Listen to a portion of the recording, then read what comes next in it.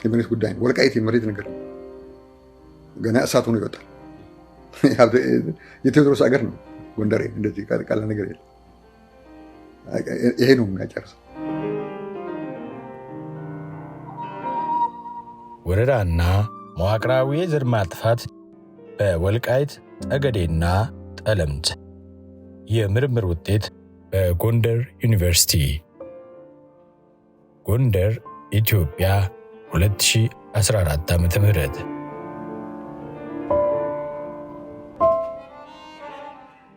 ወልቃይት ጠገዴና ጠለምት በሽግግር ወቅት ከ1983 እስከ 87 ዓ.ም።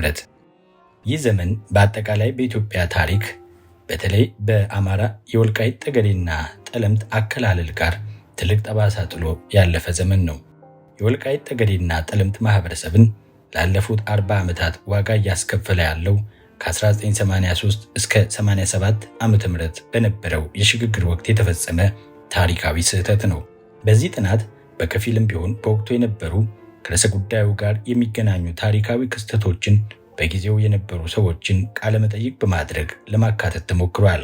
ከ1983 ዓ.ም በፊት የደርግን መንግስት ለመገርሰስ በርካታ አማጺ ኃይሎች በየራሳቸው ዓላማ ተሰልፈው ሲታገሉ ቆይተው ለኢትዮጵያ ሳይሆን ለጎሳ ፖለቲካ የተነሳው ህወሓት በርካታ ሴራዎችን በመፈጸም ሌሎችን ድርጅቶችን በማፈራረስና በማክሰም በ1983 ዓ.ም የበላይነቱን አረጋግጦ የስልጣን ቁልፉን ተረከበ።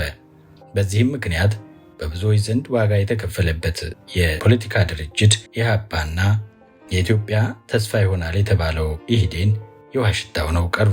ከ1983 እስከ 1987 ዓ.ም ድረስ የሽግግሩ ወቅት የጎንደር ከተማ ጊዜያዊ አስተዳደር ውስጥ አባል የነበሩትና በኋላም ከድርጅቱ የተባረሩትና በአሁኑ ወቅት ጡረታ ወጥተው አዲስ አበባ እየኖሩ ያሉት የ74 ዓመት አባወራ በወቅቱ ሲደረግ የነበረውን እንዲህ ይገልጹታል። እኛ በሽግግሩ ወቅት ህዝቡን ትወክላላችሁ ብለው ኃላፊነት ሲሰጡን የእውነት ስርዓት፣ ዲሞክራሲ፣ እኩልነትና ሰላም ይመጣል ብለን ነበረ። ነገሩን እየዋልን እያደርን ስናየው እኛን እንደ ሽፋን በመጠቀም እነሱ አድራጊ ፈጣሪ መሆን ጀመሩ። ህወሓት ኔትወርኩ ከላይ እስከታይ ተዘርግቶ የኢትዮጵያ መንግስት ሳይሆን የትግራይ መንግስት ብቻ እየሆነ መጣ። ለምሳሌ ጎንደር ላይ ያደረጉትን ልንገርህ። የጣሊያን መንግስት በኢትዮጵያ ላይ ባደረሰችው ጥፋትና ለጨረሰቻቸው የኢትዮጵያ እንቁ አርበኞች የኢትዮጵያ መንግስት ለተባበሩት መንግስታት ባቀረበው የካሳ ጥያቄ መሰረት የጣሊያን መንግስት ከሰጣቸው ታላላቅ ንብረቶች መካከል አንዱ የሆነው የጎንደር ከተማን ሙሉ በሙሉ ማብራት የሚችል ግዙፍ ጄኔሬተር ሲሆን ጎንደር ከተማ መብራት ኃይል ግቢ ወይንም አውቶ ፓርክ ከፍ ብሎ ከሚገኘው የካቲት 23 ቀን 1984 ዓ.ም ላይ በጣም ትልቅ ከመሆኑ የተነሳ በበር ማውጣት ስለማይቻል የቤቱን ጣራ በማፍረስ በክሬን ነቅለው አውጥተው በሎቤድ ወደ ሽሬ እንዳስላሴ ተወስዶ እንዲተከል አደረጉት። ለጊዜው ለጎንደር ከተማ ሃይድሮ ኤሌክትሪክ ፓወር ሊገባ ነው የሚል ምክንያት ቢሰጡም ከሄደ ጀምሮ የጎንደር ከተማ ህዝብ ለዓመታት በጨለማ ነው የኖረው። ከዚህም በላይ ጎንደር ላይ የነበሩትን የጥጥ መዳመጫ ፋብሪካና የሰሊጥ ማበጠሪያ ፋብሪካዎች ቀስ በቀስ ጥቅም እንዳይሰጡ አድርገዋቸዋል። ጎንደር ከተማ ድረስ መጥተው ንብረት የሚዘርፉ አካላት ወልቃይትና ጠለምትን ቢወስዱት ምን ያስገርምሃል? ሃይባ ያለመኖሩን አዩና ከወልቃይት ጠገዴና ጠለምት አልፈው ከጎንደርም አልፈው በየወረዳው ትምህርት ቤት ሳይቀር አሉ የተባሉ ዕቃዎችን በየጊዜው እየጫኑ ወደ ትግራይ ማጋዝ ጀመሩ። ሰኔ 28 2013 ዓ.ም ከቀኑ 6 ሰዓት አዲስ አበባ በስልክ የተደረገ ቃለ መጠይቅ። ምስል 12 የጎንደር ከተማ የኤሌክትሪክ ጄኔሬተር ተነቅሎና ተጭኖ ወደ ትግራይ ሲወሰድ የሚያሳይ ፎቶ። ከላይ የተሰጠውን ሐሳብ የሚደግፍና አጠቃላይ የወልቃይት ጠገዴና ጠለምት ጉዳይ በድርጅቱ የውስጥ ጉዳይ አልቆ በድንገት አደባባይ ላይ እንዲወጣ እንዳደረጉት የሚናገሩት ደግሞ በሽግግሩ ወቅት ከፍተኛ የሆነ የፖለቲካ ሚና የነበራቸው በአሁኑ ወቅት ጎንደር ከተማ ላይ በጡረታ የሚኖሩት የ68 ዓመቱ የዕድሜ ባለጸጋ ናቸው። በወቅቱ የተሻለ የትግል አደረጃጀት ፈጥሮ በኢትዮጵያ ሕዝብ ሲጠበቅ የነበረው ኢህአፓ ዋና ዋና የትግል ቀጠናዎች በሆኑት በጠለምት ሪጅን 1፣ አርማጭሆና ጭልጋ ሪጅን 2፣ ሊቦ በለሳ ሪጅን 3 እና ወልቃይት ሪጅን 4 ውስጥ እኔ ሁሉም ቦታ ላይ እንቀሳቀስ ነበር። በተለይ እኔ ተወልጄ ያደግኩት በጠለምት ወረዳ ማይጠብሬ ከተማ በመሆኑ ከጎንደር ተወርውሬ በየጊዜው ጠለምት ነበር የሚሄደው። በዚህ ሁሉ ሂደት ጠለምትና ወልቃይት ወደ ትግራይ ተካለለ የሚል የሰማነው ህዳር 29 1987 ዓ.ም ብቻ ነው። በዚህ ጉዳይ ላይ እንኳን ህዝብ ሊወያይ ቀርቶ ህዝብን ይወክላሉ የሚባሉ አካላትም አልተወያዩበትም። የተደረገው ነገር የድርጅት ክንፍ የነበሩና በወቅቱ ክፍለ ህዝብ የሚባሉ የህወሓትና ለህወሓት እጅግ ቅርብ የነበሩ የኢህዴን በኋላ የብአዴን አባላት ውስጡን እንደተወያዩ ነው የተሰማው። ይገርምሃል፣ በዚህ ጉዳይ ላይ የራሳቸው የትግል መስራችና የማዕከላዊ ኮሚቴ አባል የነበሩት የጠለምቱን ንጉሴ ጢሞና የራያው ይርጋ አበበ በትግል ስሙ አውጃኖን እንደዚህ የተበሻቀጠ አካሄድ እንደማይፈቅዱላቸው በመረዳት አዲስ ዘመን አካባቢ በነበረ ስልጠና ቦታ በ1983 ዓ.ም እንደገደሏቸው በሂደት ምስጢሩ ሾልኮ ተሰምቷል። ጎንደር ላይ በ1984 ዓ.ም በየቀበሌው ህዝባዊ ውይይት ሲካሄድ እንደ ድርጅትም እስከ 1987 ዓ.ም ትልልቅ ኮንፈረንሶች ሲካሄዱ የወልቃይትና ጠለምት ጉዳይ አጀንዳ አልነበረም። በኋላ ግን ህወሓት ብአዴንን በእጁ ሲያስገባና የስልጣን መሰረቱ ሲደላደል ወልቃይት፣ ጠገዴ፣ ጠለምትና ራያን ገንጥለው ወደ ትግራይ ሲወስዱ ለምን ብለው የሚጠይቁትን እያደኑ ማፈንና አድራሻቸውን ማጥፋት ጀመሩ።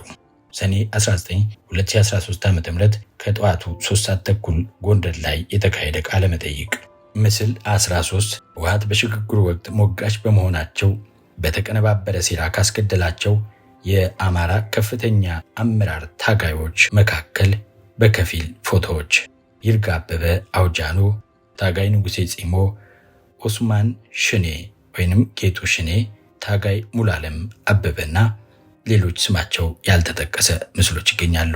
ህወሓት ማዕከላዊ መንግስቱን መቆጣጠሩን ተከትሎ ሀገራዊ ዓላማ የነበረውን ኢህዴንን እንዴት መስመር እንዳሳተው በወቅቱ የነበረውን ሁሉ ሲከታተሉ የነበሩት በአሁኑ ሰዓት ባህር ዳር ከተማ በጡረታ የሚኖሩት የ65 ዓመቱ የኢህዴን ታጋይ በቁጭት እንዲህ ይናገራሉ። ህወሓት ከሰራቻቸው ማፊያ ስራዎች መካከል የኢህዴን የጦር መሪ ጌጡ ሽኔ፣ የትግል ስሙ ኦስማን ሽኔና የታጋይ ሙሉዓለም አበበ መገደል ይጠቀሳሉ። ታጋይ ኦስማን ሽኔ ወይንም ጌጡ ሽኔ ጎንደር ቀበሌ 16 ተወልዶ የኢህዴን ትግል መስራችና ከፍተኛ የጦር መሪ የነበረ፣ በሁሉም ታጋዮች ክብር የነበረውን የትግሉ መገባደጃ ላይ ለህወሓት የሚመች ባለመሆኑ ምክንያት ወልዲያ መኪና ላይ በተጠመደ ቦምብ እንዲገደል ሲደረግ ከ2 ዓመት በኋላ ሌላኛውን የኢህዴንን ኮከብ ታጋይ ሙሉዓለም አበበን ደብረ ማርቆስ ላይ በተመሳሳይ ሁኔታ በተጠመደ ቦምብ እንዲገደል ተደረገ። ታጋይ ሙሉዓለም አበበ ከ1970ዎቹ ጀምሮ በትግል ያሳለፈ የኪነ ጥበብ ሰው ጭምር ሆኖ ትግሉን በማነሳሳት ከፍተኛ ባለውለታ ሲሆን ከድል በኋላ ለተወሰነ ጊዜ የአዲስ አበባ ከንቲባና የብአዴን ጽሕፈት ቤት ኃላፊ በመሆን የሰራ ሲሆን የህዝብ ተቀባይነቱ እየጨመረ ሲመጣ ሚያዝያ 1985 ዓ.ም ደብረ ማርቆስ ከተማ መድረክ ሲመራ ከዋለበት ሲወጣ ቦምብ ተጠምዶበት በተቀነባበረ ሴራ እንደተገደለና ህወሓት በዚህ መልኩ ኢህዴንን ያለ ትግል ዓላማው ከሀገር ወደ ክልል ከማውረዱም በላይ ሞጋች የተባሉ መሪዎችን እያደነ መልቀም ስራው ሆነ። በዚህ ምክንያት ኢህዴን የህወሓት ተላላኪ ሆኖ በአዲስ መልክ ተሰራ።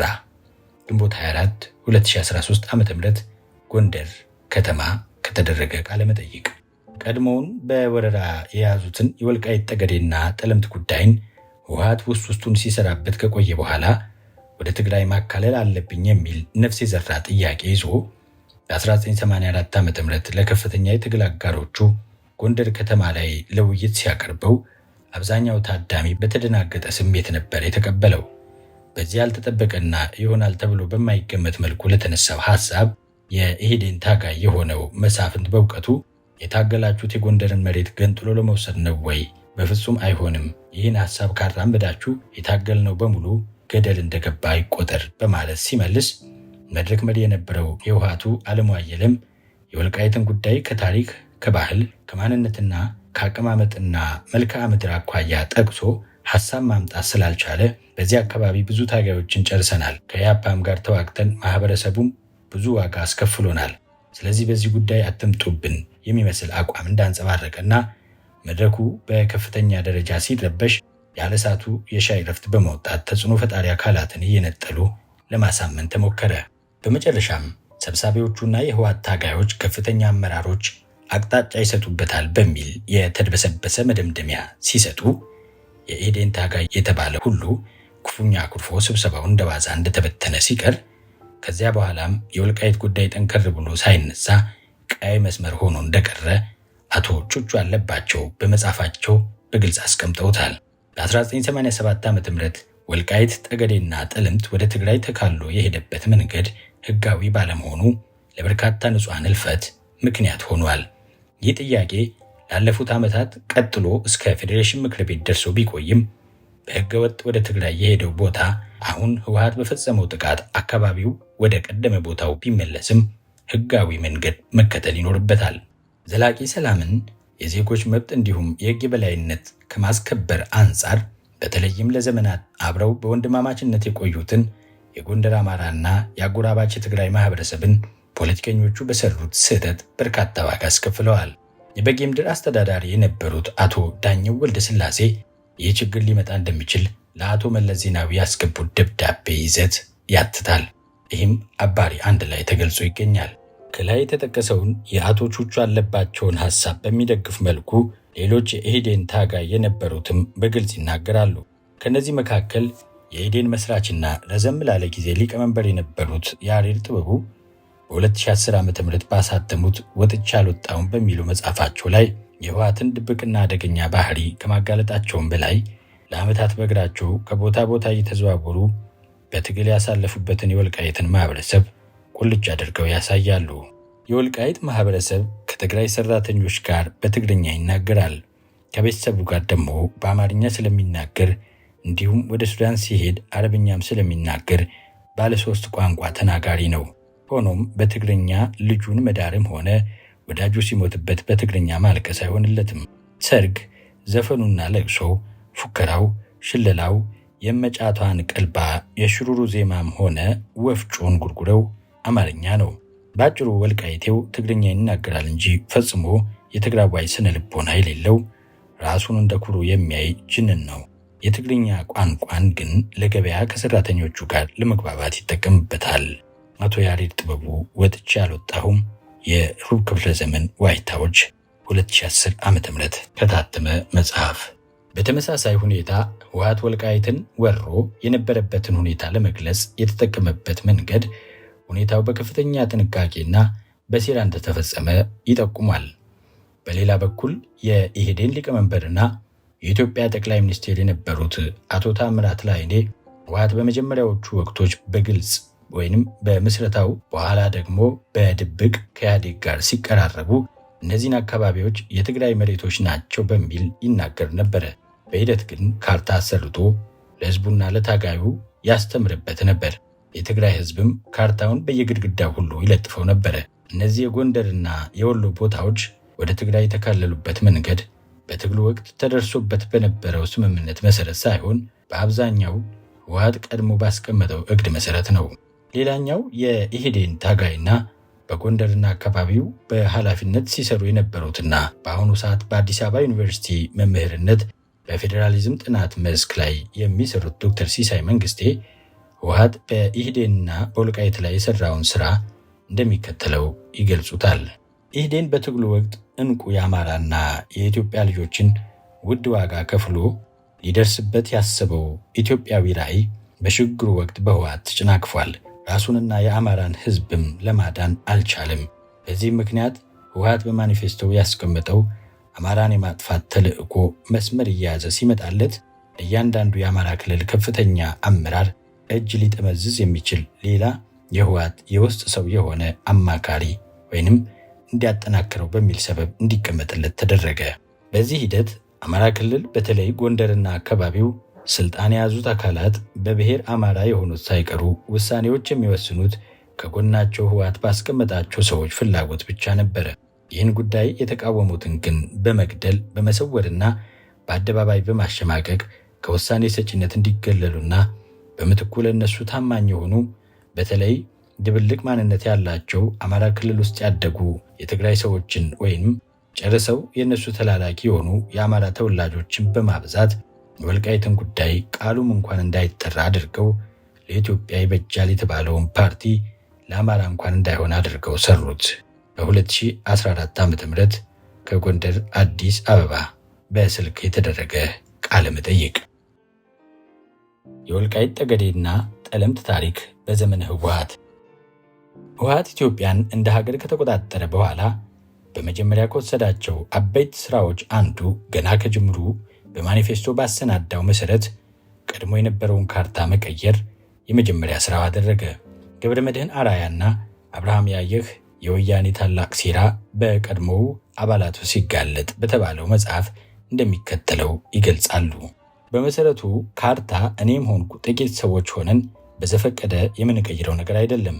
ካርታ በዓለም አቀፍ ህገ ደንቦችና በሀገር ደረጃ ከታሪክ በመነሳት በኤክስፐርቶች ተጠንቶ የሚቀረጽ ነገር ነው። በታሪክ የትግራይ ወሰን እስከ ሱዳን ጠረፍ ነው የሚል ታሪክ ፈጽሞ የለም። ይሁን እንጂ የትግራይን ሪፐብሊክን መሰረታለን በሚል ከጎንደር ወልቃይትን በመቁረጥ እስከ ሱዳን ድረስ እንዲሁም ከወሎ ሰቆጣን፣ አሸንጌን፣ አላማጣንና ቆቦን ወስዶ እስከ አሰብ አዲስ ካርታ ተነድፏል። ይህ ካርታ ፈጽሞ በታሪክ የሌለ ነው። ገብረመድህን አርአያና አብርሃም ያየህ የወያኔ ታላቅ ሴራ በቀድሞ አባላቱ ሲጋለጥ 1982 ዓ.ም ገጽ 33። ህወሓት ይዞት በተነሳው ፍኖተ መርህ መሰረት ከ1983 ዓ.ም ጀምሮ ኢትዮጵያን እንደ ሀገር ማስተዳደር እንደጀመረ ከትግራይ ጋር ምንም አይነት የቋንቋ የባህልና የታሪክ ግንኙነት የሌላቸውን የወልቃይት ጠገዴ፣ ጠለምትና ራያ ማህበረሰቦችን ወደ ትግራይ በኃይል አካለለ። ይህ አዲስ አከላለል ምንም አይነት ህጋዊና ታሪካዊ መርሆችን ካለመከተሉም በተጨማሪ ያለ ማህበረሰቡ መልካም ፈቃድ በጉልበት የተደረገ ነው። ጉዳዩን ይበልጥ አወዛጋቢ የሚያደርገው ደግሞ የሀገሪቱ በሽግግር ወቅትና ህገ መንግስት ከመጽደቁ በፊት የተደረገ መሆኑ ነው። በሌላ በኩል በ1987 ዓ.ም የጸደቀው የኢትዮጵያ ፌዴራላዊ ዲሞክራሲያዊ ሪፐብሊክ ህገ መንግስት አንቀጽ 46 መሰረት ክልሎች የሚዋቀሩት በህዝብ አሰፋፈር፣ ቋንቋ፣ ማንነትና ፈቃድ እንደሆነ ይደነግጋል። ይህ ከታላቋ ትግራይ ምስረታ እቅድ ጋር በተጠና መልኩ የተሰራው አከላለል ከህገ መንግስቱ መውጣት በፊት መደረጉ ሳያንስ በሂደት የመመለስ ዕድልን ለመዝጋት በማሰብ በርካታ ሀገራት ታሪክን እንደ መስፈርት የሚጠቀሙ ቢሆንም የኢህአዴግ ህገ መንግስት ግን ታሪክን ከክልሎች አወቃቀር መስፈርትነት ሆን ተብሎ እንዲወጣ አድርጎታል። ይህም በጉልበት የተወሰደው የወልቃይት ጠገዴና ጠለምት ህዝብ ሙሉ ታሪኩ ከጎንደር አማራ እንጂ ከትግራይ ጋር እንዳልሆነ በግልጽ ስለሚታወቅ ነው። የህወሓትን ስግብግብነት በግልጽ የሚያሳየው ገና ከጅምሩ ወልቃይትና ጠለምትን በማኒፌስቶ አካቶ ቢነሳም ወልቃይትን ከያዘ በኋላም ወደ ጠገዴ በመሻገር አንዱን የጠገዴ ወረዳ ወደ ሁለት ክልል እንዲከፈል አደረገ። ጠገዴ ወረዳ ህወሓት አካባቢውን ከመያዙ በፊት በወልቃይት በኩል ካዛ ወንዝ፣ በአርማጭሆ በኩል ደግሞ አንገረብ ወንዝ የሚያካልለውና ዋና ከተማውም ቅራቅር ሲሆን ህወሓት ግን ይህን ለዘመናት የማይለያይና ትልቅ ታሪካዊ መሰረት የነበረውን የጠገዴን ህዝብ ከሁለት እንዲሰነጠቅ እና ከፊሉ ወደ አማራ ክልል ከፊሉ ደግሞ ትግሬ እንዲሆን ተፈረደበት። በተመሳሳይ ሁኔታ ጠለምትን ስንመለከት ይህ ወረዳ በሰሜን ከትግራይ ክፍለ ሀገር፣ በምስራቅ ከበየዳ፣ በምዕራብ ከወልቃይት፣ በደቡብ ከደባርቅ ወረዳ ጋር ይዋሰናል። ይህን ባለ ታሪክ የጎንደር ህዝብ ህወሓት ተከዜን በመሻገር አካባቢውን ከተቆጣጠረ በኋላ ጠለምት የሚባል ስም በአማራ ክልል እንዳይኖር በማሰብ የትግራይ ጸለምቲ ወረዳ በማለት ዋና ከተማውን ማይጸብሪ በማድረግ እንደ አዲስ አካለለ። የህወሓትን አደገኛ የሆነ የመስፋፋትና ወረራ አካሄድ ለትውልድ ነቀርሳ የሆነ ሐሳብ መሆኑን በተለይም ለዘመናት በጥሩ ጉርብትና ለኖሩት ለትግራይና ለጎንደር ህዝቦች የትውልድ ሾተ ላይ ሊሆን እንደሚችል ገና ከጅምሩ ያለምንም ፍራቻ የተቃወሙ የጎንደር አባቶችም ሰሚ ሊያገኙ አልቻሉም። የቀድሞው የጎንደር ክፍለ ሀገር ዋና አስተዳዳሪ የነበሩት ዳኘው ወልደ ስላሴ እንዲሁም ጓደኛቸው ፍትሐየ አሰጉ ህገወጥ አከላለልና መሬት ሽንሸናን በተመለከተ ዝርዝር ማብራሪያ ያለው ባለ 3 ገጽ ማስጠንቀቂያ በ1984 ዓ.ም በህዳር ወር ለሽግግሩ መንግስት ፕሬዝዳንት ለአቶ መለስ ዜናዊና ለአቶ ታምራት ላይኔ ቢያቀርቡላቸውም ነገሩን ከምንም ሳይቆጥሩት የገፉበት መሆኑን ለመታዘብ ችለናል። የሁለቱ ሽማግሌዎች ምክር በትህትናና በጨዋ ደንብ የተጻፈ የትግራይንና የጎንደርን ህዝብ የወንድማማችነትና የዘመናት አብሮነት እንዲሁም የጋራ የሆነ ባህልና ታሪክ አጉልቶ የሚያሳይ ከመገፋፋት ይልቅ መተባበር እንደነበራቸው ቁልጭ አድርገው አሳይተውበታል። ጽሑፉ በመግቢያው ታሪካዊ አንድነታቸውን ከጠቀሰ በኋላ የሽግግሩ መንግስት በድብቅ አዲስ አከላለል ማዘጋጀቱን በአፍሪካ ኮንፊደንሻል በኩል መስማታቸውንና ይህም ጉዳይ በእጅጉ እንዳሳሰባቸውና ድርጊቱ እውነት ከሆነ የሁለቱን ህዝቦች ለፍጅት የሚዳርግ መሆኑን እንደ ትንቢት ተናግረው አስቀምጠዋል። በተጨማሪም መካሪዎቹ በሽግግሩ መንግስት ምክር ቤት ውስጥ የጎንደር ህዝብ የመረጠው ተወካይ አለመካተቱ በእጅጉ እንደሚያሳስባቸው ጭምር ተናግረዋል። የእነዚህ የጎንደር ሽማግሌዎች የምክር ደብዳቤ ሙሉ ቃሉ በአባሪ 1 የተቀመጠ ሲሆን የምክራቸው ፍሬ ነገርም የሚከተለውን ይመስል ነበረ።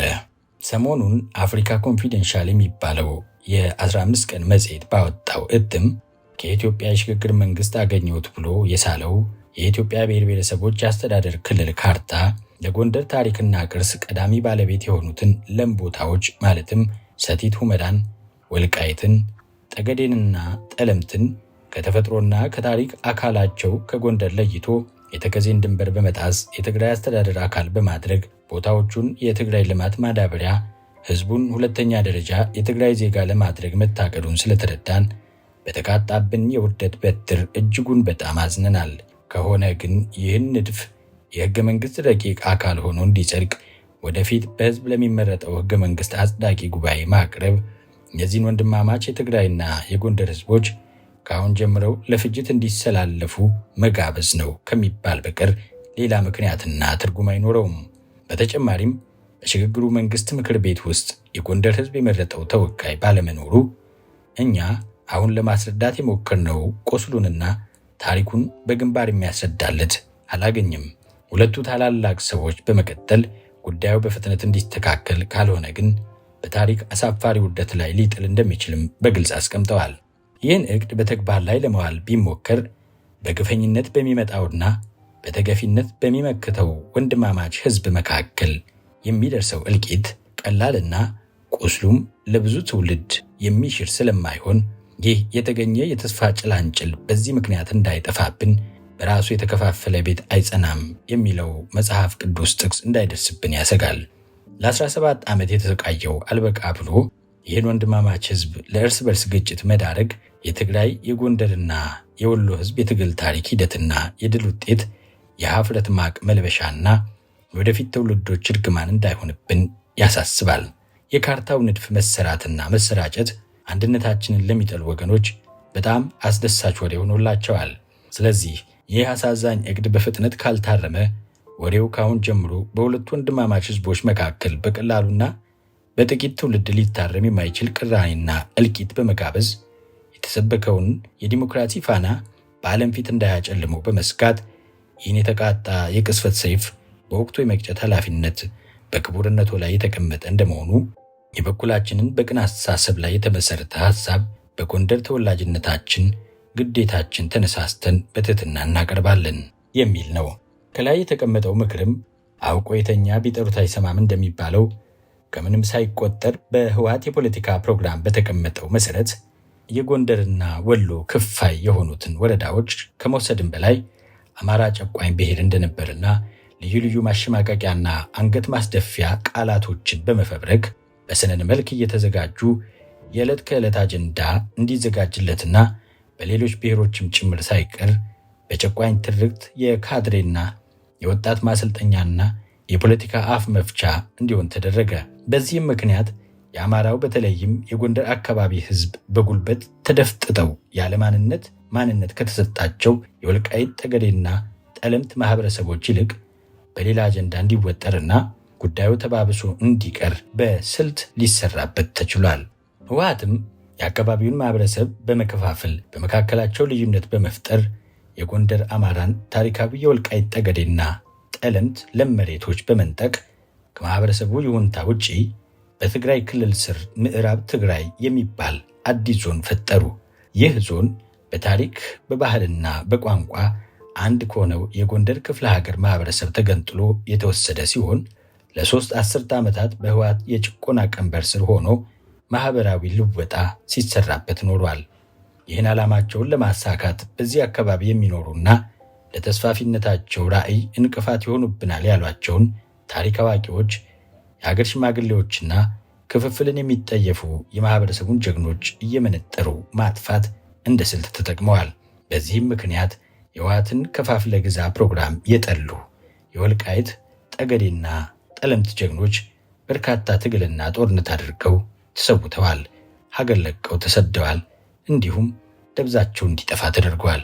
የ82 ዓመት የዕድሜ ባለጸጋ የሆኑት የወልቃይት ወረዳ ቤት ሙሉ ነዋሪ የነበረውን ሁኔታ እንደሚከተለው ያስረዳሉ። ህወሓት የወልቃይት ጠገዴና ጠለምትን መሬት ወደ ትግራይ ለመጠቅለል ያመች ዘንድ በርካታ የአፈና መንገዶችን ይከተል ነበረ። ለምሳሌ ከጦርነት አውድማ ከሚሳተፉት በተጨማሪ ታሪክ አዋቂዎችንና ባላባቶችን አጥፍቷል። ለዚህ ዘር ማጥፋት ወንጀል ዋናው ምክንያት ታሪኩንና ማንነቱን ለየትውልዳቸው ሊያሳውቁና ሊያስተላልፉ ይችላሉ በሚል መነሻ ነው። በተጨማሪም አባቶችን በማጥፋት ትግሬነትን በአካባቢው ለማስፋፋት ያመች ዘንድ ነው። እኔ ራሴ ከመጀመሪያ ገና ሲመጡ ደጋፊያቸው ነበርኩ። ግብራቸውን ሳውቅ አንገቴን ደፍቼ መቀመጥ ጀመርኩ። እውነትን ፊት ለፊት የተጋፈጡት የሉም፣ ሰለባ ሆነዋል። ወልቃይት ላይ ከዚህ በላይ የአማራን ሕዝብ ሕልውና ለማጥፋት በአካባቢው የሚገኙ የማህበረሰቡ ስሪት መገለጫ የሆኑትን ታሪካዊና ባህላዊ ፋይዳ ያላቸውን ቅርሶች ሆን ተብለው እንዲወድሙ ተደርገዋል። መጋቢት 12 2013 ከጠዋቱ 4 ሰዓት ቤት ሙሉ ወልቃይት የተደረገ ቃለ መጠይቅ። በተለይ ከአማራ ባህልና ታሪክ ጋር ተያያዥነት ያለውን የደጃዝማች አያናዝጊ ቤተ መንግስት ቤት ሙሉ ከተማ የሚገባውን እንክብካቤ እንዳያገኝ በማድረግ ታሪካዊ ቅርስነቱን እንዲያጣ ተደርጓል። የቤተ መንግስቱ የኪነ ህንፃ አሰራር ከጎንደር የኪነ ዘይቤ ህንፃ ባህሪያት ጋር የሚመሳሰል ሲሆን ቤተ መንግስቱ በዛሬው ቤት ሙሉ ከተማ አስተዳደር አቅራቢያ ይገኛል። ደጃች አያናዝጊ 1731 ዓ.ም ያረፉ ያሰሩት ሲሆን ከንጉሠ ነገሥት አጼ በካፋ ጋር ጥሩ ግንኙነት እንደነበራቸውና አጼው ወልቃይትን ለጠላቶቻቸው የግዞት ቦታ አድርገው ይጠቀሙበት እንደነበር ድርሳናት ያስረዳሉ። ይህ የሚያሳየው አካባቢው በወቅቱ በጎንደር ነገሥታት ስር እንደነበረም ነው። አንድ ንጉሥ ጠላት ያለውን ለግዞት ወደ አንድ ስፍራ ሲልክ የሚልክበትን ስፍራ የሚያስተዳድረውን አካል የሚያምነው ከሆነ ብቻ ነው። በዚህም የደጃች አያናዝጊ እና የአጼ በካፋ ወዳጅነት ቀላል የማይባል እንደሆነ መገመት ይቻላል። ይህን ታሪካዊ ግንኙነት የተረዳ የሚመስለው ህወሓት ይህ ታሪካዊ ቅርስ ሊደረግለት የሚገባውን ጥበቃና እንክብካቤ ነፍጎት ቆይቷል። ከዚህም ጋር ተያይዞ ወደ ቅርሱ የሚያደርስ በቂ የመሠረተ ልማት ግንባታ ባለመኖሩ ለቱሪስቶች ተደራሽ ሳይሆንና በሚዲያ እንዳይዘገብ በማድረግ ታሪኩ እንዲደበዝዝና እንዳይታወቅ ተደርጓል። ይባስ ብሎ ቅርሱ የተሰራበትን ድንጋይ በልማት ስም አፍርሶ ለሌላ ግንባታ ግብዓትነት እንዲውል ተደርጓል። የዚህ ጥናት ቡድን ባካሄደው የመስክ ምልከታ ሰዓት በቤተ መንግስቱ ግቢ አጠገብ የድንጋይ መፍጫ ማሽን ተተክሎበት እንደነበረና የእንስሳት ማጎሪያ ቦታ ሆኖ ያገለግል እንደነበረ ለመታዘብ ችሏል። ምስል 14 የደጃዝማች አያናዝጊ ቤተ መንግስት ቤት ሙሉ። ሌላው ህወሓት አካባቢውን በኃይል ከወረረ በኋላ በአካባቢው ጥንታዊ የአብያተ ክርስቲያናት ንዋየ ቅድሳትንና መዛግብት ላይ ዘረፋ አካሂዷል። ለካህናት ተሰጥቶ የነበረውን የእርሻ ቦታ በመንጠቅ ከትግራይ ላመጧቸው የህወሓት ካድሬዎች እንዲሰጥ አድርጓል። ይህም ድርጊት እንደ አካባቢው ቁልፍ መረጃ ሰጪዎች በአካባቢው በሚኖር የወልቃይት ህዝብ ሃይማኖታዊ ስርዓት ላይ ጫና እንዳሳደረ መገንዘብ ተችሏል። ከ75 ዓመት ሽማግሌ ጥልቅ ቃለ መጠይቅ የተወሰደ። ህወሓት ወልቃይትን በጉልበት እንደተቆጣጠረ በ1635 ዓ.ም የተመሰረተችውን ታሪካዊቷን የወፋር ግፍ ቅድስት ማርያም ቤተ ክርስቲያንና የደጀና ቂርቆስ ቤተ ክርስቲያን በግፍ ዘረፋ አካሄደ። ለምሳሌ በወፋር ግፍ ቅድስት ማርያም ቤተ ክርስቲያን ብቻ 5 ኪሎ ግራም የሚመዝን ንጹሕ የወርቅ መስቀል ዘርፈው ወስደዋል። በተጨማሪም በእነዚያ ቤተ ክርስቲያናት ውስጥ የነበሩ እጅግ ውድ የሆኑ መጻሕፍት፣ መስቀሎች፣ ታቦታት፣ ልዩ ልዩ የስጦታ ዕቃዎችና ሌሎችም ንዋየ ቅድሳት በእነዚህ ወንበዴዎች ተዘርፈው ተወስደዋል። የ75 ዓመት ሽማግሌ ጥልቅ ቃለ መጠይቅ የተወሰደ። ወፋር ግፍ ወልቃይት የካቲት 14 2013 ዓ.ም ከቀኑ 3 ሰዓት። ምስል 15 በአጼ ፋሲለደስ ዘመነ መንግስት በ1635 ዓ.ም የተመሰረተችው ታሪካዊ የወፋር ግፍ ደብረ ፀሐይ ቅድስት ማርያም ቤተ ክርስቲያን። ከላይ ከጥቅሱ መረዳት እንደሚቻለው የወፋር ግፍ ቅድስት ማርያም ቤተ ክርስቲያን፣ የደጀና ቂርቆስ ቤተ ክርስቲያን እጅግ ጥንታዊና ታሪካዊ ቤተ ክርስቲያናት ናቸው። የወፋርግፍ ቅድስት ማርያም በምስሉም ጭምር እንደምንረዳው በ1635 ዓ.ም በአፄ ፋሲል ዘመን የተመሰረተች ታሪካዊ የእምነት ስፍራ ስትሆን ከጎንደር ጋር ትልቅ ቁርኝት ነበራት። እነዚያ ቤተክርስቲያናት በረጅም ዓመታት ቆይታቸው የብዙ ሀብት ቅርሶችንና ታሪካዊ መረጃዎች ባለቤት መሆናቸው ተገልጿል። እነዚህ ታሪካዊ መጻሕፍት፣ መስቀሎች፣ ታቦታት፣ ልዩ ልዩ የስጦታ ዕቃዎችና ሌሎች ንዋያተ ቅድሳት ወደ አብያተ ክርስቲያናቱ የመጡበት የራሳቸው ታሪክ ስላላቸውና አካባቢውን በማን ይተዳደር እንደነበርና የሕዝብ የዘመናት ማንነት ላይ በተጨባጭ መረጃ ስለሚሰጡ ለዘረፋና ለጥፋት እንዲዳረጉ አድርገዋቸዋል። በወልቃይት ጠገዴና ጠለምት ሕዝብ እና በህወሓት መካከል የተደረጉ ጦርነቶች። የወልቃይት ጠገዴና ጠለምት ሕዝብ ህወሓት ያካሄደውን መስፋፋትና ወረራ ገና ከጅምሩ በጽኑ ተቃውመውታል።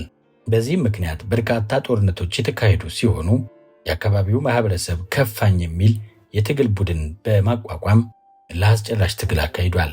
ከፋኝ ማለት የቃሉ ትርጉም ተበዳይ ርስቴን ለወራሪ አልሰጥም ብሎ በህወሓት ላይ ነፍጥ ያነሳ የአርበኞች ስብስብ ነው።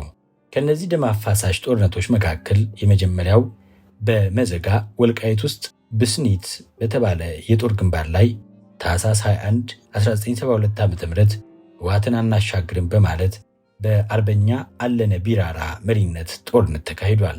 በዚህ ጦርነት የአካባቢው ማህበረሰብ በቂ ዝግጅት ባላደረገበት ሁኔታ ስለነበር ከፍተኛ የሆነ ጉዳት ደርሷል። በዚህ ጦርነት የወልቃይት ህዝብ ሀብትና ንብረት በህወሓት ወራሪ ኃይል ተዘርፏል በማለት በወልቃይት ወረዳ በአድረመጥ ከተማ ነዋሪ የሆኑ የ68 ዓመት አባት ምስክርነታቸውን ሰጥተዋል። መጋቢት 10 2013 ከቀኑ 10 አድረመጥ ወልቃይት የተደረገ ቃለ መጠይቅ። በሌላ በኩል ከ1973 ዓ.ም ጀምሮ በጠገዴ አካባቢ የከፋኝ አባላትን ሲመራ የነበረና ከፍተኛ ትግል ሲያካሄድ የቆየው የከፋኝ መሪና አባል የከፋኝን አመሰራረትና የቃሉን ትርጉም እንዲህ ይገልጸዋል። ህወሓት ወልቃይትና ጠገዴ ከገባ በኋላ ዓላማው ነባር አማራዎችን መጨረስ እንደሆነ ተረዳን። እኔንም ወንድሜን ገድሎ ደርግ ነው የገደለው ብሎ አስወራና በማግስቱ ቤቱን ከበው ልጆቹንና ሚስቱን አባረው ንብረቱን በሙሉ ዘረፉት። ይህን ተመልክቼ እኔንም ሳይገሉኝ የከፋኝ አባል መሆን እንዳለብኝ ያለማንም ግፊት በህወሓት በራሱ ግፊት ከፋኝ ብዬ ወጣው። ከፋኝ ማለት በተወለድኩበት ወራሪዎች መኖሪያ ሳጡኝ፣ በቁም የተዘረፍኩ፣ ቀን በአደባባይ ማታ በጨለማ መታፈንና መረሸን ግፉ በዛብኝ፣ እንደ ሰው የምንቆጠር አልሆንምና ከሞት ለማምለጥ ጫካ መውጣት ማለት ነው። በሂደት የከፋኝ ትግል ወደ አደረጃጀት መጣ። የአካባቢው መሪ የከፋኝ መስራቾችና ተከታዮቻቸው ከወልቃይት ጠገዴ፣ ጠለምትና አርማጭሆ የተውጣጡ አርበኞች ናቸው። ምስረታውን ተከትሎ አካባቢያቸውን ለመጠበቅና ለመከላከል 600 የታጠቀ የከፋኝ ኃይል የተመዘገበ ሲሆን በወቅቱ የአባላቱ ጠቅላላ ቁጥር 3000 ይደርስ ነበረ። ሆኖም በሂደት ቁጥሩ በአስገራሚ ፍጥነት እየጨመረ ሄዷል። አባላቱም አብዛኛውን ጊዜ በዱር በገደሉ እየኖሩና እየታገሉ ልጆቻቸውንና ቤተሰቦቻቸውን አልፎ አልፎ እየመጡ ይጎበኙ፣ ይቆጣጠሩና ይከታተሉ ነበረ። በተጨማሪም የጎንደር ሕዝብ ለከፋኝ ኃይል ትጥቅና ስንቅ ያቀርብና ያቀብል ነበረ። መጋቢት 16 2013 ከቀኑ 5 ሰዓት ማክሰኞ ገበያ ጠገዴ የተደረገ ቃለ መጠይቅ። ከፋኝ ከተመሰረተ በኋላ ለአካባቢው ማህበረሰብ እየተጋደሉ እንደ አለኝታ ሆነው ለዓመታት ቆይተዋል። በዚህም ለወገናቸውና ለሀገራቸው ከፍተኛ መስዋዕትነትን ከፍለዋል። ህወሓት ስልጣኑን ከተቆጣጠረ በኋላ በሀገር ውስጥ የሚደረገውን የከፋኝ ትግል አስቸጋሪ ስላደረገው የአደረጃጀቱንና ትግል ስልቱን በማስፋት በመላው አማራና ኢትዮጵያ እንዲሁም እስከ ውጭ ሀገር ድረስ በመዘርጋት ህዝቡን ነፃ ለማውጣት ብርቱ ዋጋ መክፈሉን ያሳያል። ምስል 16 የከፋኝ አርበኞች አርማ። ከፋኝ ኢትዮጵያ የጀግኖች ማህበር፣ ከፋኝ ኢትዮጵያ ፓትሪዮቲክ ፍሮንት የሚል ይኸው ጽሑፍ በአረብኛም ያለበት። ምስል 17 ከከፋኝ መስራቾች መካከል የተወሰኑት በኢዱ ወንድማገኝ፣ ኪዳነ ማርያም ገብረ እግዚአብሔር፣ ዋኛው አባ ጣለው፣ ወልዴ ኔሁን፣ ካሳሁን ሲሳይ፣ አስረሱ መሐመድ፣ ሳንጃ ጥላሁን፣ ካሰኝ በየነ፣ ሰረበ በየነ። ሰንጠረዥ 3 ከፋኝን ከመሰረቱ አባላት መካከል ስምና የትውልድ ቦታ። ዓለሜ እንግዳሸት ወልቃይት፣ አንጋው ገብረ ኪዳን ጠለሎ፣ በኢድ ወንድማገኝ ቃብቲያ፣ በርሄ በለጠ ጠገዴ፣ መኮንን ጌታሁን ጠገዴ፣ በለጠ የዓለም መብራት ወልቃይት፣ ጌታቸው አደራጀው ቃብቲያ፣ ካሳሁን ሲሳይ ጠገዴ፣ አለነ ክንድሸህ ቃብቲያ፣ አታላይ አበራ ቃብቲያ፣ ደሳለኝ አጫውቴ አርማጭሆ፣ ሰረበ በየነ አድጋባ ጊዮርጊስ፣ ማማይ ክንፌ ወልቃይት፣ ኪዳነ ማርያም ገብረ እግዚአብሔር ጠለምት፣ ምስጋናው በዜ ጠለምት፣ ሰፈር መለሰ ጠለምት። የከፋኝ አርበኞች ከህወሓት ጋር ባደረጉት ትግል በወራሪው ቡድን ላይ ከፍተኛ ጉዳት ሲያደርስ እንደነበረ በአካባቢው የሚኖሩ ታሪክ አዋቂ አባቶችና የከፋኝ አባላት ምስክርነታቸውን ሰጥተዋል። ሰንጠረዥ 4 የከፋኝ አባላት ህወሓትን የተዋጉባቸው ዋና ዋና የጦር ግንባሮች፣ ጦርነቱ የተካሄደበት ቦታ፣ ጦርነቱ የተደረገበት ዓመተ ምህረት፣ ጦሩን ሲመራ የነበረው የከፋኝ አባል። በስኒት መዘጋ ወልቃይት የተደረገው በ1972 ዓ.ም መሪው አለነ ቢራራ። ቃብቲያ 1972 ገብረ ማርያም አረፋይኔና አለነ ክንደሸህ የመሩት። ሽረላ ወልቃይት 1981 አለማው ዘነበ የመራው። መዘጋ ወልቃይት 1982 ጦሩን ሲመራ የነበረው እሸት ያደራጀውና ሰፈር መለሰ። አውራ ወልቃይት 1982 ጎሹ አሰፋ። ቃቃ ወፋርግፍ 1983 አዳነው ርስቴ። ብላምባ ሉቃስ ወልቃይት 1983 ስማቸው ያልተገለጸ። በአከር ቃብቲያ በ1983 ደጀን ሰሙ። ማይሃጋይት ወልቃይት 1983 የኔሁን ጎሹ ነህ አሁን ስዊዘርላንድ የሚገኝ። አድ ወረቀት ጠገዴ 1983 ካሳሁን ሲሳይ። ጠለሎ ወልቃይት 1983 አንጋው ገብረ ኪዳን። አድጋባ ወልቃይት 1983 ጦሩን ሲመራ የነበረው ርስቀይ አረጋኸኝ። ሁመራ በረከት በ1983 ጦሩን ሲመራ የነበረው ስማቸው ያልተገለጸ። ዳንሻ ጠገዴ 1984 ስማቸው ያልተገለጸ። ሐዋዛ ጠለምት ዓመተ ምህረቱና ጦሩን ሲመራ የነበረው ያልተገለጸ። ታርናሻ ጠለምት 1974 ጦሩን ሲመራ የነበረው ስማቸው ያልተገለጸ። በስቂያ ጠለምት ዓመተ ምህረቱና ጦሩን ሲመራ የነበረው ያልተገለጸ። ግልቤና ጠለምት ጦሩን ሲመራ የነበረውና የተደረገበት ዓመተ ምህረት ያልተገለጸ። ከነዚህ የጦርነት ሂደቶች በኋላ ህወሓት የሚፈልገውን ቦታ ተቆጣጥሮ የትግራይ ተወላጆችን ከተከዜ ማዶ አጓጉዞ ወደ ወልቃይት በማምጣት ስብሰባ ተቀመጡ። የስብሰባውም አጀንዳ ወልቃይት ጠገዴና የሁመራ መሬት ወደ ትግራይ መካለል አለበት የሚል ነበረ። በመሆኑም ያለ ማህበረሰቡ ይሁንታ አካባቢውን በመንጠቅ ወደ ትግራይ እንዲካለል አደረጉ። አካባቢውን በትግራይ ስር ካደረጉ በኋላም የከፋኝ አባላትንና ደጋፊዎቻቸውን ድጋሜ ትግል ውስጥ እንዳይገቡ ለማድረግ ብዙ ሰርተዋል። በግብርና የሚተዳደሩ የ50 ዓመት የወልቃይት ነዋሪ ይህን ሐሳብ በማጠናከር እንዲህ ሲሉ ይገልጻሉ። ከፋኝ በህወሓት እየታደነ የሚገደለው ተገደለ፣ የሚሰደደው ተሰደደ፣ ምህረት የሚሻ ደግሞ እንዲገባ ተደረገ። እነዚህ የከፋኝ አባላት የነበሩት ከገቡ በኋላ በ1983 ዓ.ም ህወሓት ኢትዮጵያን እንደ ሀገር ከተቆጣጠረ በኋላ በወልቃይት ወረዳ ጠለሎ ቀበሌ ከተባለ አካባቢ ወስዶ ቅጠል ሰብስቦ የሰው ምስል በመስራት ጭራ በማስያዝ ባርኔጣ በማልበስ የሰሩትን አሻንጉሊት ከህዝቡ ፊት በእሳት በማቃጠል የወልቃይትና ጠገዴ ባላባትና መስፍን እንደዚህ ተቃጥሏል በማለት ለህዝቡ በማስፈራራት ይናገሩ ነበረ። ለህወሓት አልገብርም አልገዛም ያለ እንደዚህ ይቃጠላል፣ ይገደላል በማለት ህዝቡን ያሸማቅቁ ነበረ። የካቲት 15 2013 ከጠዋቱ 4 ሰዓት ወልቃይት ኢትዮጵያ የተደረገ ቃለ መጠይቅ። ከፋኝ ለረጅም ጊዜ ትግል ቢያደርግም ህወሓት የመንግስትነት ስልጣኑን ከተቆናጠጠ በኋላ ተገዳዳሪ ኃይል ሆኖ መቀጠል አልቻለም። ለዚህ በምክንያትነት ከሚጠቀሱት ውስጥ አንደኛው የትጥቅ ድጋፍ በመስጠት ያግዛቸው የነበረው የአካባቢው ማህበረሰብ ተስፋ እየቆረጠ በመሄዱ፣ ሁለተኛ ህወሓት ለከፋኝ አባላት ምህረት ሰጥቻለሁ በማለት የሰጠው የማዘናጊያ ተስፋ አብዛኛውን የከፋኝ አባል እንዲከፋፈል ማድረጉ፣ ሶስተኛ ጎንደር በህወሓት ስር በመውደቁ ምክንያት በሂደትም ወልቃይት ጠገዴና ጠለምት ወደ ትግራይ መካለላቸውና ከጎንደር ጋር ያለው ግንኙነት እንዲቋረጥ መደረጉ፣ አራተኛ ሻዕቢያና ሱዳን ከህወሓት ጋር በነበራቸው ስምምነት መውጫ መንገዳቸው በሁሉም አቅጣጫ እየተዘጋ በመምጣቱ በወልቃይት ወረዳ ነዋሪ የሆኑት የ68 ዓመት የከፋኝ አባል ከተናገሩት የተወሰደ የካቲት 25 2013 ከቀኑ 5 ሰዓት አድረመጥ ኢትዮጵያ የተደረገ ቃለ መጠይቅ። ምስል 18 የደርግ መንግስት የወልቃይት ጠገዴ ህዝብ ህወሓትን እንዲዋጋ መልእክት ያሰራጨበት በራሪ ወረቀት። ከላይ ከተቀመጠው በራሪ ወረቀት ምስል ግርጌ ያለው ጽሑፍ ላይ እንደሰፈረው የደርግ መንግስት ለወልቃይት ጠገዴ የከፋኝ አባላት የህወሓትን ኃይል እንዲዋጉ ያሰራጨው ሰነድ ሲሆን እገዛ የሚሰጠው እንደነበረ ያመለክታል።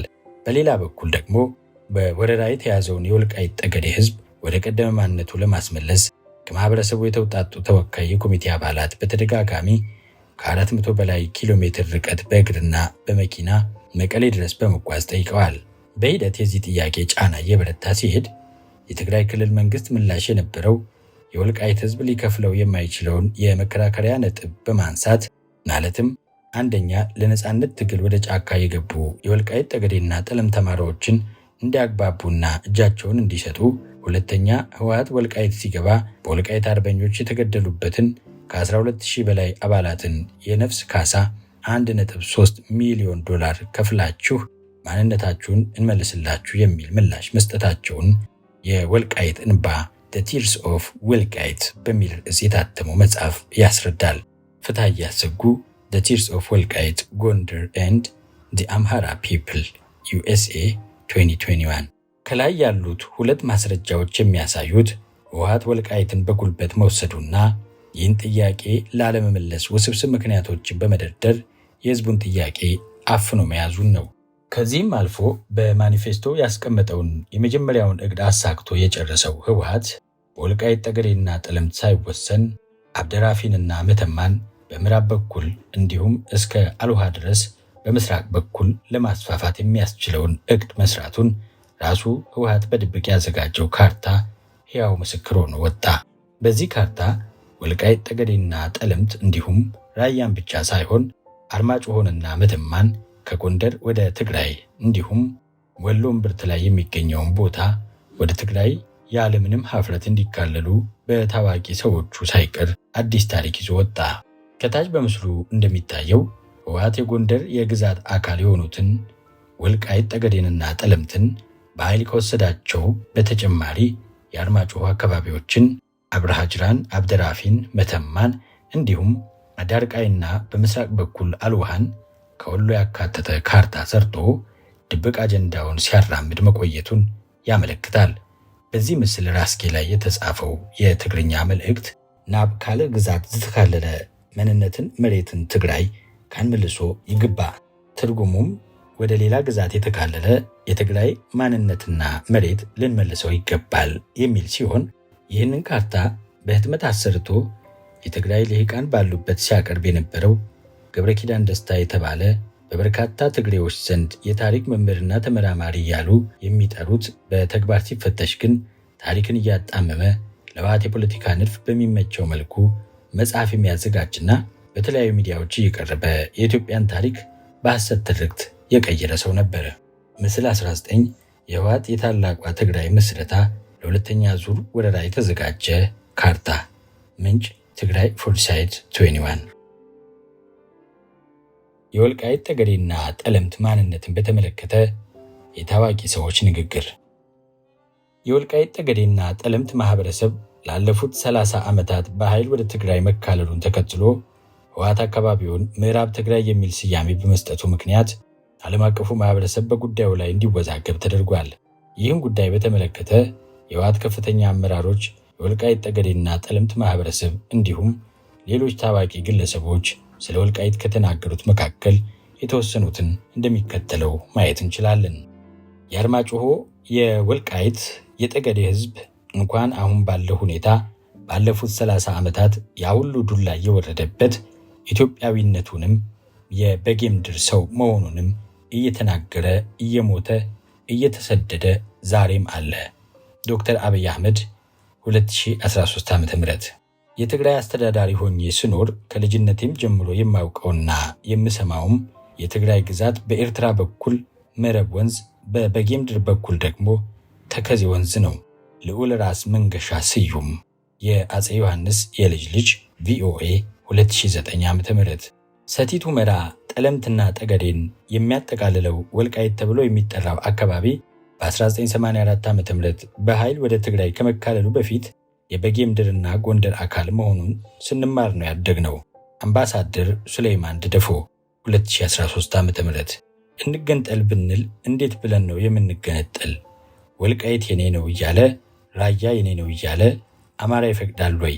አቶ ስብሃት ነጋ የህወሓት ማዕከላዊ ኮሚቴ አባል አድዋ 2010 ዓ.ም ከተናገሩት። ወልቃይት ገና እሳት ሆኖ ይወጣል። የቴዎድሮስ አገር ነው። ጎንደሬ እንደዚህ ቀላል ነገር አይደለም። ሎሬት ጸጋዬ ገብረመድህን። ወልቃይት ጠገዴና ጠለምት በታሪክ በትግራይ ስር ሆኖ አያውቅም። በሁሉም ማንነቱም የጎንደር አማራ ነው። ህወሓት በጉልበት የሰራው ስራ ነው። አቶ ገብረመድህን አርአያ ነባር የህወሓት ታጋይ በ2008 ዓ.ም። በታሪክ ውስጥ አሳፋሪው ክስተት በወልቃይት ተደርጓል። እየታደኑ እየተወገዱ እና እየተፈናቀሉ ያሉት በወራሪዎች ተፈርጀዋል። በ1970 ዓ.ም ህወሓት ወልቃይትን በኃይል ሲወር ከኖሩትና ካዩት ጋር እውነት አብራ አትሞትም። አምባሳደር ታዬ አጽቀሥላሴ በተመድ የኢትዮጵያ ቋሚ መልእክተኛ በወቅቱ ወልቃይት እኛ የአማራ ክልል መሆን ሲገባን ወደ ትግራይ ተከለልን የሚለው እንቅስቃሴ እኔ ታሪኩን እስከማውቀው ድረስ ገና ከሽግግሩ ወቅትም ጀምሮ የነበረ ነው። እኔ በግሌ ከሽግግር ጊዜ ጀምሮ ስከታተለውም ስሰማውም የነበረ ከዛው አካባቢ ለአቤቱታ ሲመጡ ሲያገኙን የነበረ ጉዳይ ነው። በወቅቱ በቀላሉ መፍታት ሲገባ ማድበስበሱ ለምን እንደሆነ ግልጽ ነው። ፕሮፌሰር በየነ ጴጥሮስ የአሜሪካ ድምፅ ሬዲዮ ቪኦኤ። በህወሓት ቀንበር ስር የነበረው የወልቃይት ህዝብ የማንነት እንጂ የልማት ጥያቄ አልነበረውም። አቶ አታላይ ዛፌ የወልቃይት ጠገዴ ማንነት አስመላሽ ኮሚቴ በ2010 ዓ.ም ከሰማይ በታች በወልቃይት ህዝብ ላይ ህወሓት ያልፈጸመው ግፍ የለም። ዓላማውም ነባሩን ህዝብ ጨርሶ አዲስ ማንነት ለመትከል ነበረ። ኮሎኔል ደመቀ ዘውዱ የወልቃይት ጠገዴ ማንነት አስመላሽ ኮሚቴ ሰብሳቢ በ2013 ዓ.ም። ወልቃይት ውስጥ በሰፈራ የመጣ ትግሬ ሊኖር ይችላል። ነገር ግን ወልቃይት ውስጥ ያለን ትግሬ አያቱን ወይም ቅማንቱን ብትጠይቀው አድዋ፣ ሽሬ፣ አዲግራት፣ መቀሌ ወዘተ ብሎ ነው የሚጠራልህ እንጂ ከተከዜ ወዲህ ሆኖ ለውርርድ እንኳን አታገኘውም። አቶ አደም በርሄ ቃብቲያ 2013 ዓ.ም። የወልቃይትን ወንድ ሌሊት እያፈኑ አድራሻውን አጠፉት። የቦታውን ስም፣ የሰውን ስም፣ የወንዝና የተራራውን ስም ሁሉ ከአማርኛ ወደ ትግረኛ እንዲቀየር አደረጉ። ይህን ሁሉ ደከሙ። ወልቃይት ግን ትግሬ ሊሆን አልቻለም። ጠገዴና ጠለምትም እንዲሁ አልተሳካላቸውም። ጥቁር ታሪክ ጽፈው ሄዱ። ሼህ አደም አሊ አብዱራህማን ሁመራ 2013 ዓ.ም። የወልቃይት ህዝብ ትግሬ ከሆነ ለምንድን ነው የወልቃይትን ወፍጮ እየነቀሉ ለትግሬ፣ የወልቃይትን መሬት እየነጠቁ ለትግሬ የሚሰጡት? አቶ አላቸው ጎላ ቃብቲያ 2013። 1973 ተከዜን ጥሰው በተደራጀ ጦር መጡ። ደርግ ነህ፣ ኢዲዩ ነህ፣ ኢህአፓ ነህ በሚል የገበሬውን መሳሪያ መግፈፍ ጀመሩ። በሂደት ወፍጮ ሳይቀር ተቋማትን እየነቀሉ ወደ ትግሬ ወሰዱ። ከዚያም ላምና በሬ እንዲሁም ልብስ ሳይቀር ወረሱ። በመጨረሻም እየለቀሙ መግደል ጀመሩ። የወልቃይትን ጀግኖች ጨረሱ። ጣሊያንም በዚህ ልክ አልዘረፈንም። አቶ ተካልኝ አታላይ አምባ ብርኩታን 2013 ዓ.ም። ከላይ ያሉት ሁሉም የሀገር መሪዎች፣ የትግራይ ተወላጆችና የህወሓት ባለስልጣናት፣ የወልቃይት ተወላጆችም ሆኑ ሌሎች ታዋቂ ግለሰቦች ንግግሮች ሲጠቃለሉ ወልቃይት ጠገዴና ጠለምት የጎንደር ክፋይ እንጂ ከትግራይ ጋር ግንኙነት እንዳልነበራቸው ያረጋግጣሉ። የህወሓት ሰዎችም ቢሆኑ ቦታውን ጉልበተኛ መውሰድ እንደሚችል በትግል ብዙ ዋጋ ከፍለው እንደወሰዱት የወረራ ዕቅዳቸው እንደከሸፈ ተስፋ የቆረጠ ንግግር እንጂ አካባቢው የትግራይ ነው የሚል መከራከሪያ እንደሌላቸው ከራሳቸው ከህወሓት መሪዎች ማየት ይቻላል። በተለይ በመሪዎች ደረጃ በአደባባይ ወልቃይት ጠገዴና ጠለምት የጎንደር አማራ ስለመሆናቸው በግልጽ መናገራቸው ጉዳዩ ምንም አሻሚ አለመሆኑን ያሳያል። የወልቃይት ጠገዴና ጠለምት አማራ ህዝብ ማንነትና ቋንቋ